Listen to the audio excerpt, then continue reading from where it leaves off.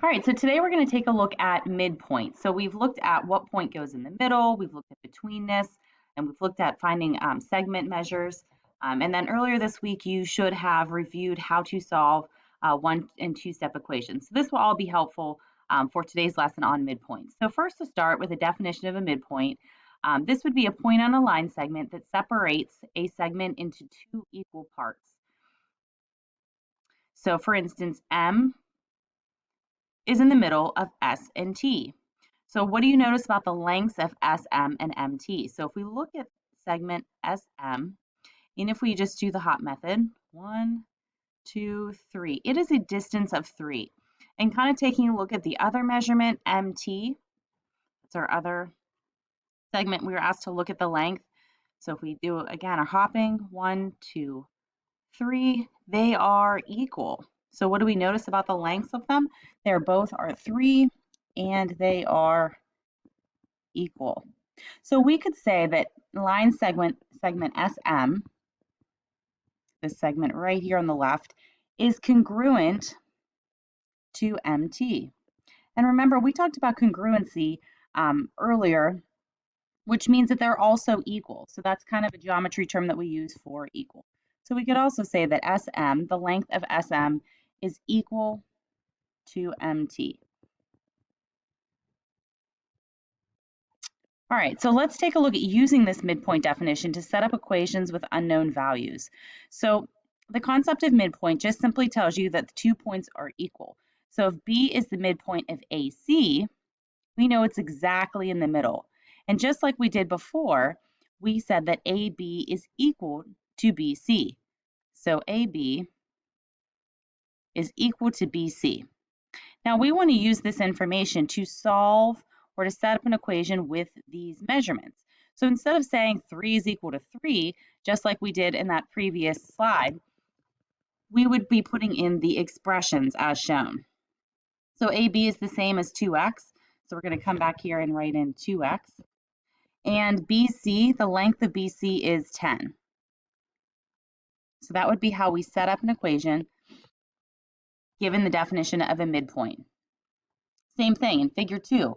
E is in the middle or is the midpoint of DF. So E is exactly right here, smack in the middle, which then tells us that this segment, DE, is equal or congruent to EF. So if we were going to set up an equation to solve for unknown values, we would take this expression, which represents the length of DE, 4x plus 2, and we know that that segment is, again, equal to EF, which we know is the length of 34.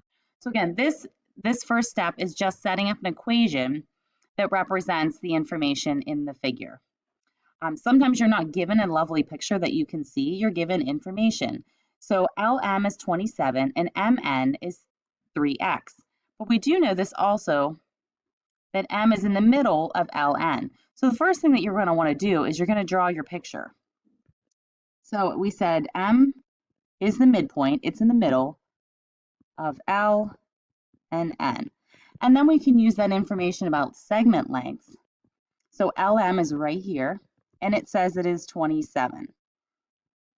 So I'm going to take that out, I'm going to put it below, so it's a little easier to read.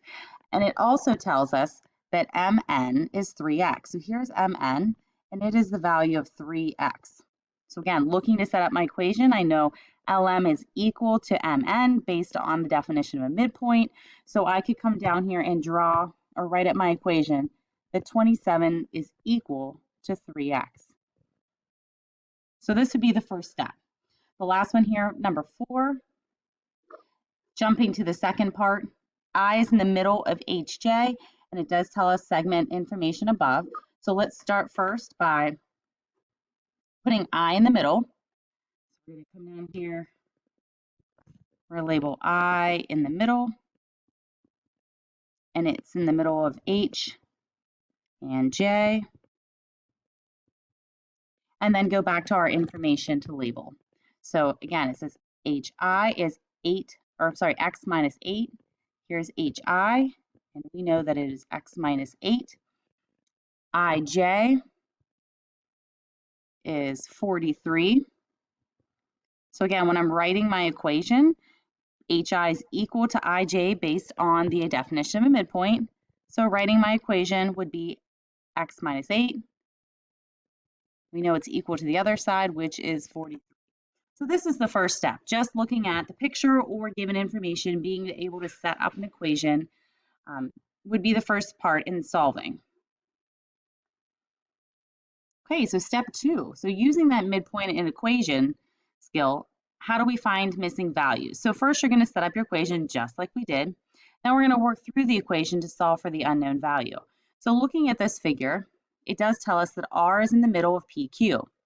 So we're going to set up an equation to find the value of x. So based on the picture, we know that this side, 4x, because we know R is directly in the middle, is going to be equal to 24. Now, hopefully you reviewed those videos and instructions on solving one-step equations that we use opposite operations to solve. So over here is where my variable is. 4 is being multiplied with x, so to undo multiplying, we divide. So we would divide by 4 on both sides, which then isolates or gets x all by itself, which is the entire goal of solving an equation. So x equals 24 divided by 4. If you grab a calculator, do the calculation, we would figure out that x is equal to 6. Okay, one more last example here. So in this figure, B is in the middle of A and C. So because it's the midpoint, we know that this segment, 2x plus 5, is equal to 35. So to set it up, and I'm setting my expressions equal to each other. So 2x plus 5 is equal to 35.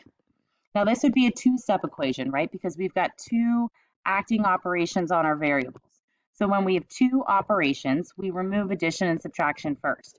So this plus 5 would be the first that you're going to look at. So to undo addition, we would subtract from both sides.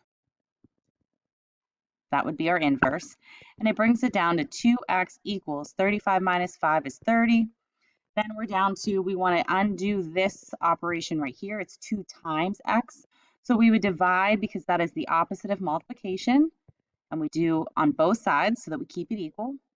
X is now by itself. X is equal to 30 divided by 2, or x is equal to 15. So we solve out that 30 divided by 2 and get your answer of 15. So that's kind of where we're starting with it. We're going to take it a step further in the next lesson. But today I wanted to look at the definition of a midpoint, how you can set up an equation based on that definition, and then how we solve through to find missing values. So hopefully you have a grasp on what you're doing. Your assignment is exactly like these examples, just some different numbers and figures. Please reach out if you need help, and good luck.